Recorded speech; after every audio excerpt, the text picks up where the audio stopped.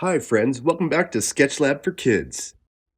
Today we're whipping up the cutest lemon cupcake with the cherry topper and the sweetest little face you've ever seen. I'll show you step by step how to draw this adorable dessert and bring it to life with Ohuhu pastel markers and Prismacolor pencils. This project is bursting with color, charm, and so much kawaii fun. Grab your art supplies and let's dive into this sweet and zesty creation together. We're going to be using two forms today, the sphere and the cylinder. Let's start off with the circle. This is going to be the head of the cupcake, which is also the frosting. We're now going to turn this circle into a form by just curving this line to the right. And then we're going to be curving a line up. So by curving a line to the right, we're rotating the character's head to the right. And by curving a line up, we're tilting the character's head up. So now that circle has become a sphere that we can rotate in space. When we draw these eyes, we're going to use the 3D drawing technique size. So this eye is going to be larger, and the other eye is further off in the distance, so it's going to be smaller.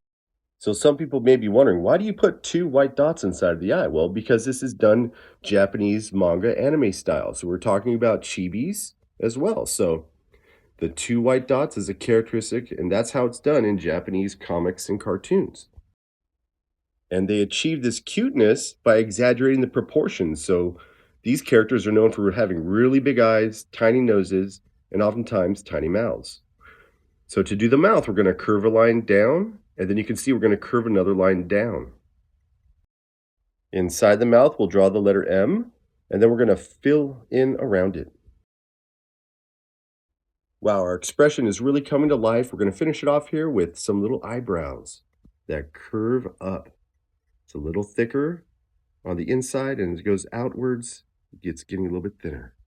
To draw the cylinder, we're going to draw two white dots. This determines the width of the cupcake wrapper. This is the base of the cupcake, and now we're going to draw a foreshortened circle. You can see I'm lightly drawing because these construction lines are going to be erased. Okay, we're going to draw the sides of the wrapper now. You can see these lines taper down, and when we draw the curve at the bottom, we're trying to match the curve at the top. So we're trying to match that same curve. Line the curves down. Very important. All right, now we're going to bring this cupcake to life with the frosting. So you can see I'm curving lines to the left. And then I'm also going to start curving lines to the right.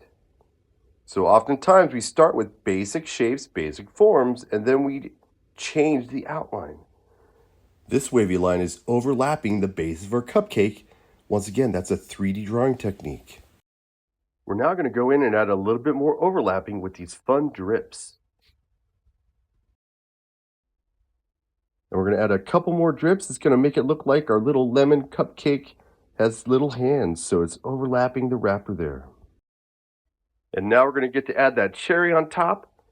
And here it is. We're going to use a little bit of overlapping as well. So the circle is hidden behind the top of the frosting, and then we're going to add the stem. I'm now going to start drawing the inlines first with a fine detailed marker. This is very important, especially when drawing these style of eyes and preserving those white dots inside of them. And then once I do all the inlines, all the fine details with this marker, I'm then going to switch over to a thicker marker. So it could be a Sharpie marker, or you can even go thicker than a Sharpie marker. I'm using a brush tip marker to do my outline. All right, so for the coloring technique today, we're going to be using pastel markers. We want to use a light color marker. If you use like acrylic marker or something that's dark, you're not going to be able to see the shading that we're going to do over the top of this marker. There are many different brands of pastel markers, and you can even get pastel highlighters. Well, if you've enjoyed my tutorial so far, make sure that you like, share, and subscribe. This really helps me out to create more instructionals like this one. So sometimes my students get confused, like, oh, I wanted the cherry to be red. Why am I going to use pink to start coloring that in? It doesn't make any sense to me. But remember, we're establishing the lightest value first, and then we're going to go over the top of it with the darker colors. In this tutorial, I'm just going to use one dark marker. So you can see this is a dark red violet. My brush strokes are going up and down, and I'm pressing harder on the left. And as I go over to the right-hand side, I'm gradually removing pressure from the pencil. This takes practice and experience. The more you do it, the better you're going to get. And look at that beautiful color gradation. So shading over the top of yellow can also be confusing to my students. So they're like, well, the yellow doesn't show up over yellow. So we've got to use a yellow orange. So you can see the yellow orange is now building up that darker value on the left-hand side. So pressing harder on the left-hand side, and then we're going to start to remove pressure from our pencil. In art, a range of value of one color is called a monochromatic color scheme. So think of the color green, yellow green, green, blue green.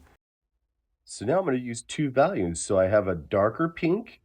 As you can see, I'm pressing harder on the left. And then now I'm going to go in with the red. And the red is going to be that darker value. So once again, I'm pressing harder on the left-hand side. And then I'm removing pressure as I go over to the right-hand side. And then I'm going in with an orange here. So once again, pressing a little bit harder on the left-hand side. So as you know, shading takes practice. And it's better to slowly build up your gradation of value. Thank you so much for drawing with me today. I hope you had as much fun as I did creating this adorable lemon cupcake. If you enjoyed this art lesson, please give it a like and subscribe for more art tutorials. See you next time. Keep creating and stay sweet.